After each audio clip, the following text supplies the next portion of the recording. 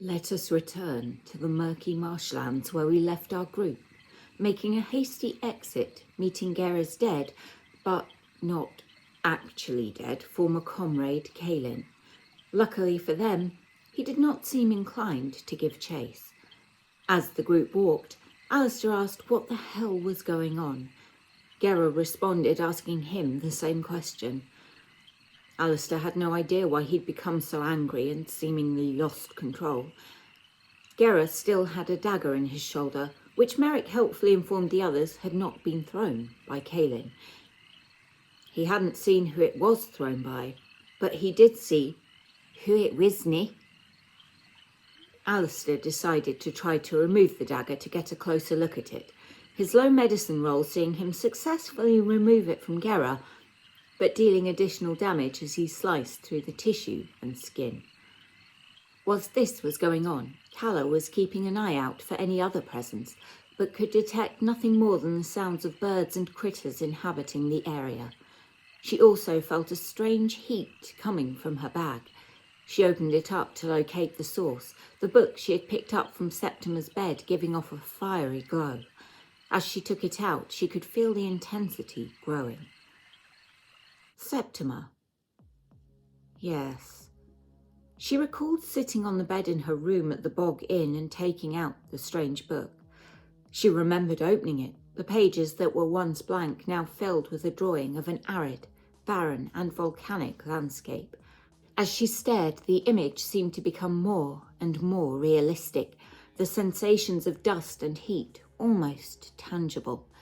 The pages began to glow so brightly that she had to shut her eyes, and when she opened them again, she found herself standing in the same landscape at which she'd been looking. It was hot, dusty, endless. She realized she was standing alongside a tree. When she looked closer, she could see that it was gnarled, twisted, and very, very dead. Looking across, a river of lava divided the landscape in two. On the other side, a strange creature was chilling in a pool of lava. She moved to the bank of the river, resisting the urge to step back as the wave of heat and scent of sulphur engulfed her. The creature did not notice her until she called out a greeting in Draconic. It turned, two white-hot eyes fixing on her. She tried speaking again, this time in Celestial. It moved, drifting from the lava pool and right up to her, before taking two hard swings. The first hit missed, but the second set her alight.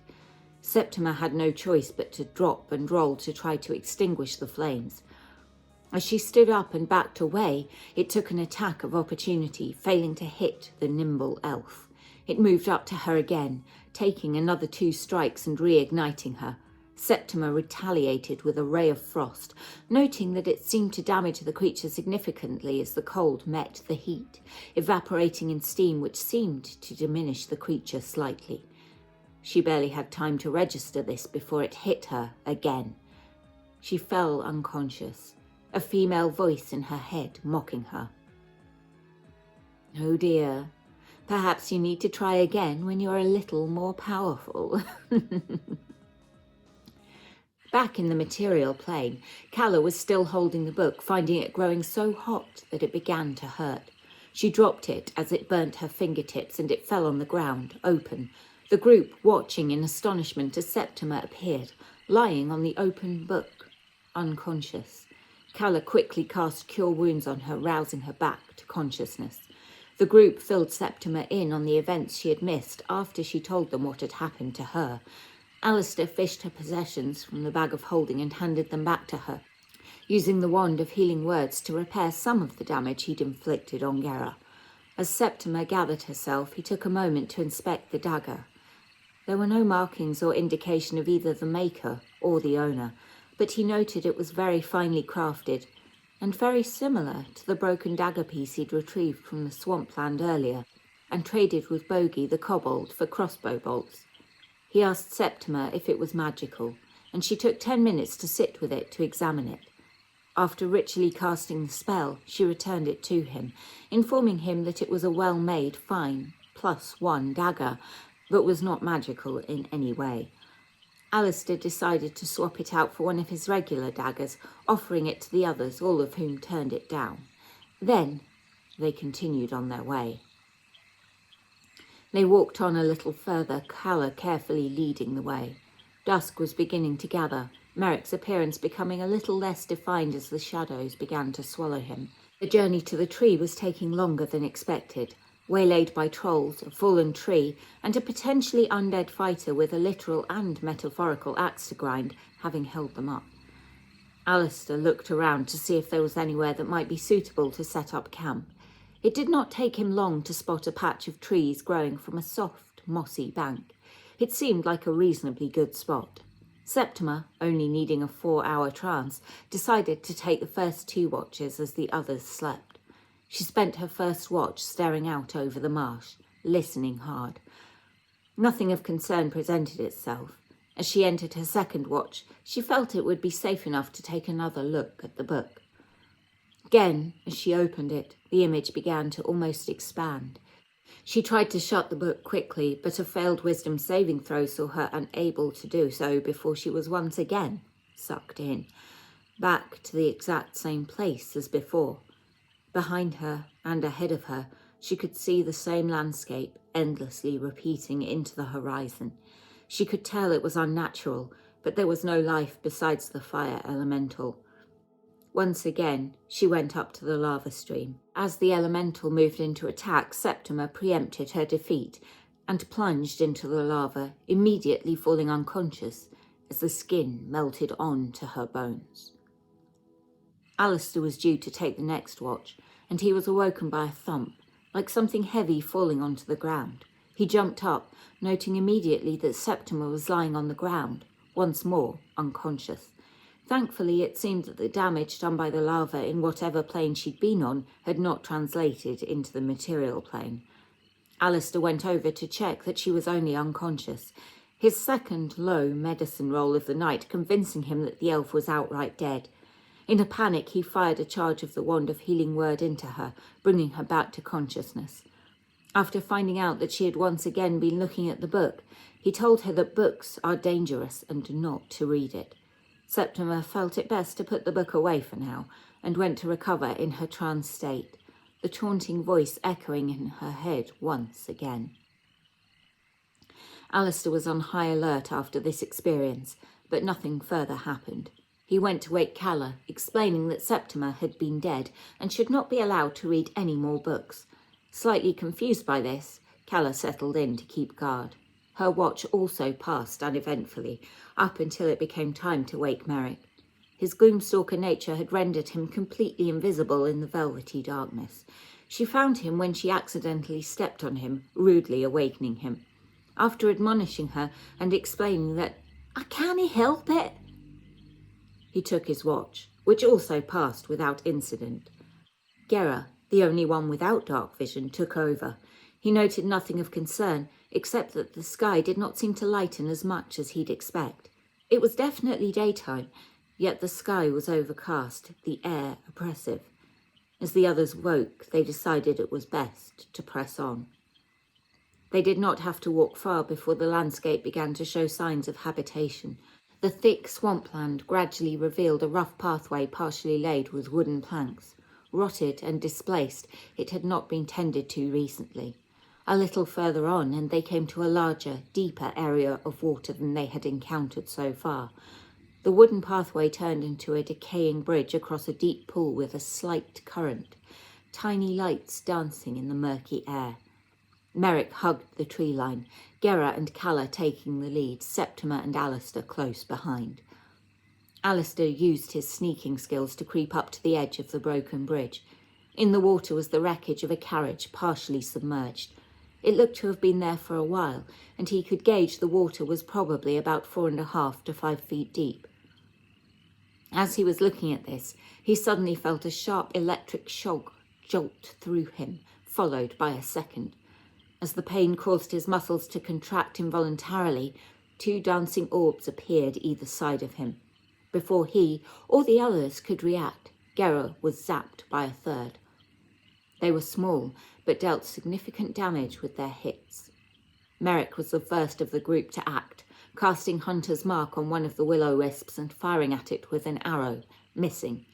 His dread ambusher allowed him to take a second shot, and this one landed, but the arrow did not do as much damage as he'd expected. The Hunter's mark damage seemed to be effective, though. Alistair was next, taking a strike at each of the wisps on him, the first with his new dagger and the second with his regular one. Both hit, but the damage was minor, the creatures seemingly resistant to non-magical damage.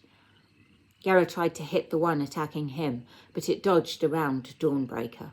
Septimus sent magic missiles firing into it, dealing significant force damage. Calla cast Shillelagh on her staff, then wild-shaped into a horse. The wisps attacked again, the two chasing Alistair as he disengaged, as the one on Gera went for him again. Merrick continued his volley of arrows whilst Alistair and Gera did their best to hit with melee attacks. Septimus stuck to magic missile, whilst Calla, in horse form, did her best to mash the tiny spheres with her hooves. They were hard to hit, and a lot of damage was sustained, but the group finally took them down. They decided not to linger. There was a small patch of land above the waterline which they could all easily jump onto. Alistair led the way. To get off the isle to the other side was a distance none of them could make, but the depth of water would enable all bar Merrick to walk across. Alistair took out a rope and secured one end to Calla, who was still a horse. He handed the other end to Gera, and the four watched as the older man stepped into the dank liquid. The current was weak, presenting no problems, but he could feel thick weeds weaving around his legs. He was strong enough to pull free of them and get to the other side. Securing the free end of the rope to a nearby tree, he signalled to the others to try to cross. Septima went first, trying to hang on the rope like a sloth.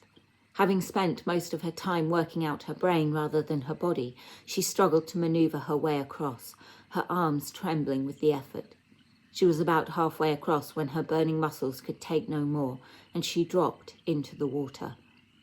Thankfully, she was able to stand on the bottom, still holding the rope, and it enabled her to cross safely, if moistly. Merrick went next, tightrope walking over with ease.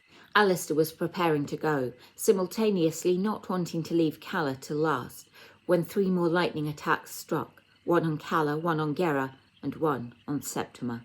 The creatures attacking were unlike any Calla, a swamp dweller, had come across before, nor had she been told about them in any detail. The surprise round over, the creatures were able to attack again. Merrick went first, hunters marking and firing at the furthest one away. Alistair, along with Calla, focused on the one attacking her. Gera and Septima did their best to defend against the ones attacking them each.